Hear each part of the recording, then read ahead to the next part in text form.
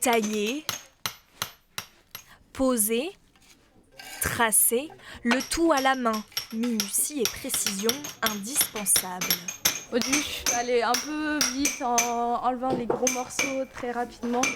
Mais après, ça va plus lentement. Tu vois vraiment en détail, chaque détail compte. Tu peux regarder à la règle si tu es droite. Et ici, on peut voir qu'il y a une bosse de ce côté-là qui est ici.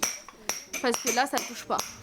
L'un des chantiers du jour, le Bastion d'Anjou, un réservoir à munitions. Comme chaque été depuis 1987, des bénévoles le restaurent. La plupart sont étudiants en architecture ou en histoire. C'est assez gratifiant de pouvoir retrouver le sol original. C'est un site normalement fermé au public et donc nous mesurons la chance que nous avons de pouvoir y travailler. C'est un honneur également de pouvoir restaurer un monument aussi ancien et aussi important de l'histoire.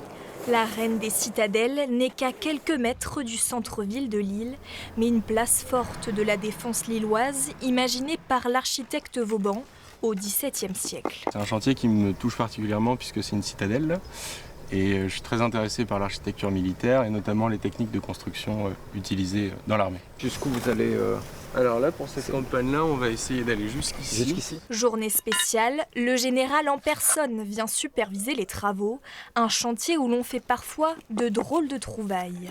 On vient de retrouver des munitions qui datent des années 30. Voilà. Elles ont été détruites, bien évidemment, avec nos démineurs dans un autre lieu. Bien gardée, la citadelle ouvre ses portes au public seulement le dimanche, l'occasion de découvrir le résultat du chantier.